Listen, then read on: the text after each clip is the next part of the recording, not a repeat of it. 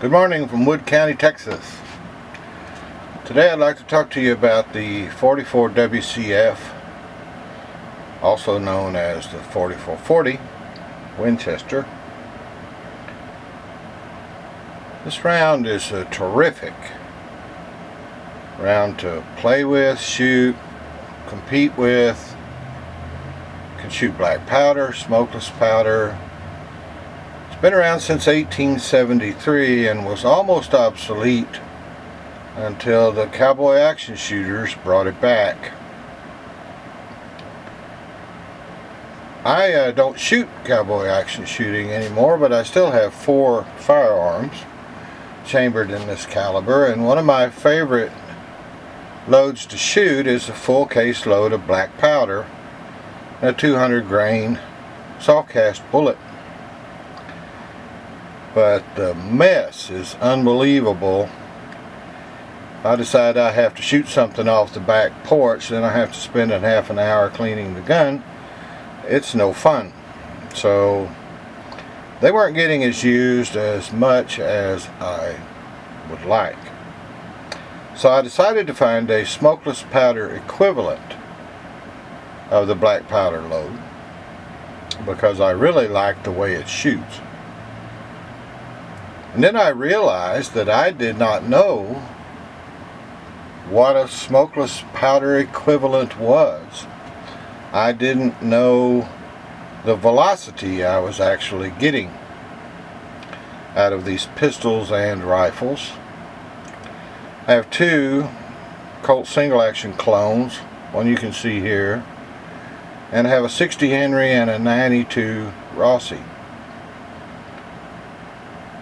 So I decided to load up another batch of black powder loads to full strength, not buffered or reduced, but full strength, and chronograph them and see just what kind of velocities I was getting out of the different firearms, and that would make it much simpler to duplicate the black powder velocities. So there are a million YouTube videos on how to do reloading, so I'm just going to touch on a few points that have to do with black powder and try not to make a video of me cranking the press 200 times. So I'm just going to make 50 rounds.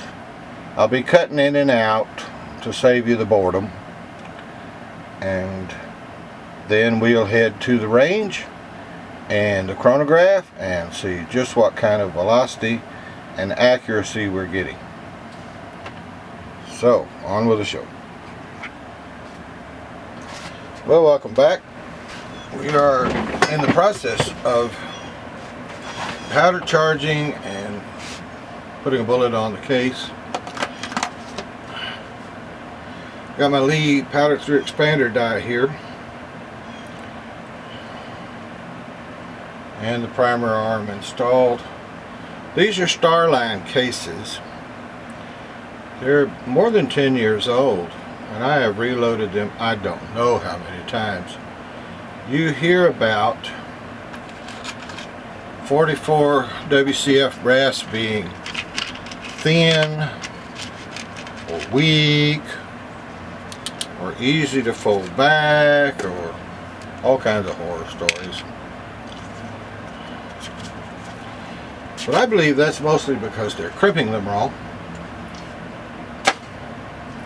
So we'll talk about that when we get to that part of the stage. This Starline brass is excellent quality and has lasted quite a while.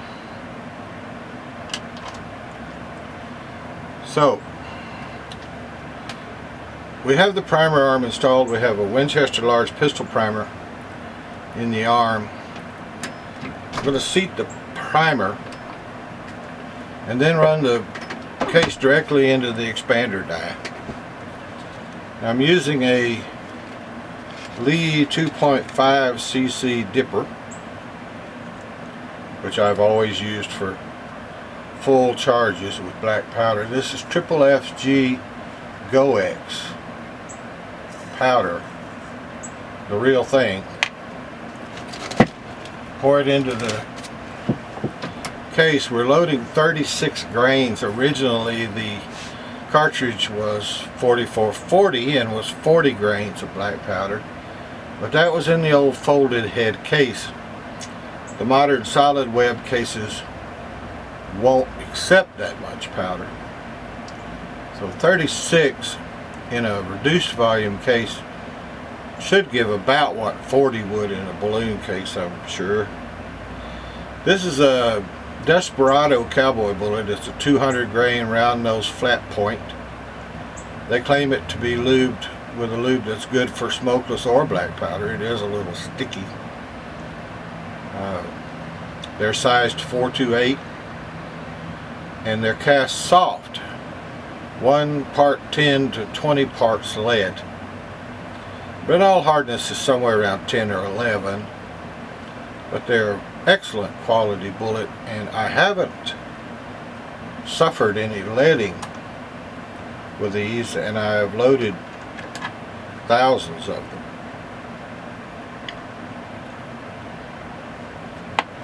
Some with full charges of black powder and some with lighter smokeless powder loads, including some really light gamer loads.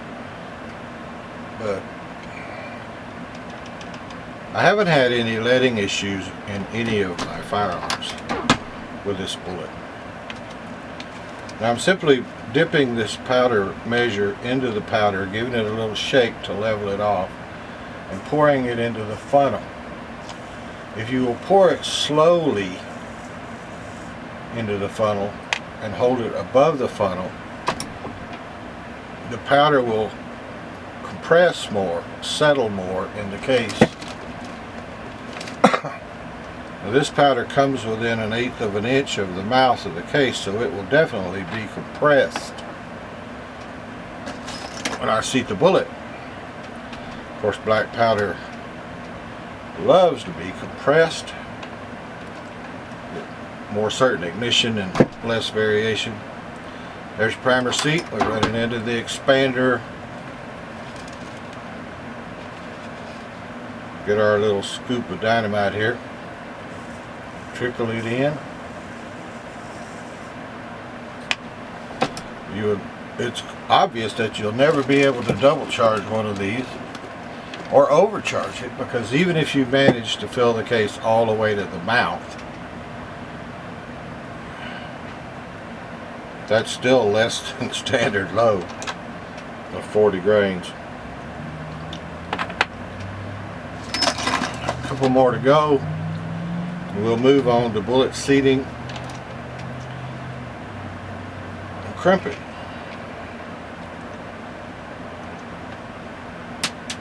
And of course I dropped the primer.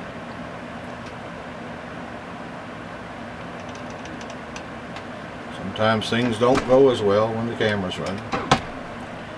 Here we are, we've expanded it. Got our little scoop full. Pour it in.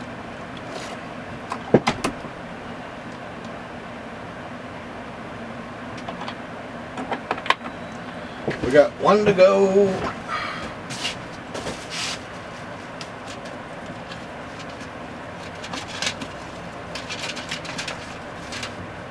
If I can find another primer to replace my dropped one.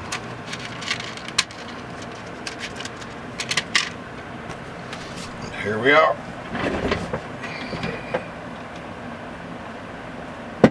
Sorry about that. There we go. We're going to seat the primer. Now notice there's no stack of primers here. And if the primer did go off, there's no powder. The flame would just shoot straight through the top of the funnel, probably blow the funnel out of the die. So I'm not concerned about priming and powder charging on the same stroke, because let's face it, you have to powder charge a primed case no matter how you do it. And that's 50. I'll cut back We'll get the cedar die going.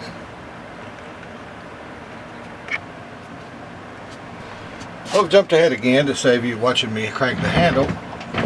We've seated the bullets, except for the last 5. I suppose I'll let you watch that.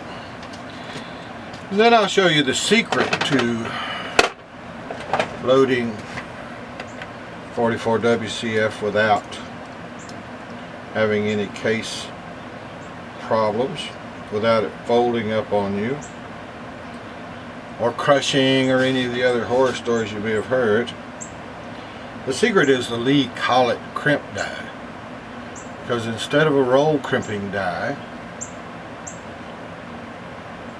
it squeezes the case laterally from the side instead of pressing down on the case, so it can't crush the case in any way. For the curious, these are seated at 1.580,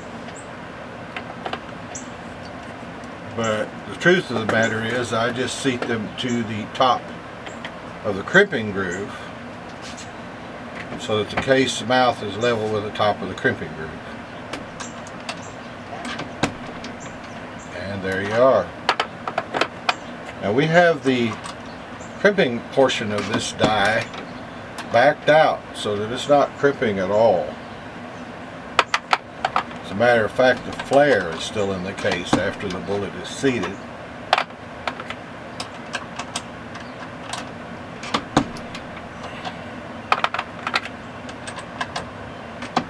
And we're done with that. We'll pull this seating die out and drop it on the floor and put in the Lee Collet crimp die. Actually, we have the new factory crimp die from Lee that has the carbide sizer ring, and they're nice for straight wall cartridges, but I notice they still make the Collet for any case that's considered bottleneck and rifle cases. I'm really glad. I do own a 45 ACP Collet crimp die. I'm not certain they make it anymore. I can't find it in the catalog, and my latest set of dies came with the factory crimp die with a carbide sizer ring. But I'm glad that I have the one I do, because I like to load shot shells and things like that that need a collet crimp. Well, there's our crimp.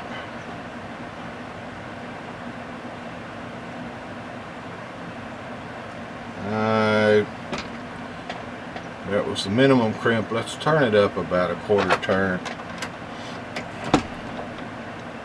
If we can get a stronger crimp than that. Lovely. Now we have a collet crimp. There was no pressure put on the case except from the side, so there's no way that it'll crush or bend or roll up or any of those other horror stories you hear about. It's a nice smooth transition from the bullet to the case, so it's not going to hang up in our rifle. And terrific. So we'll do a couple, and then I'll finish up and see you on the range.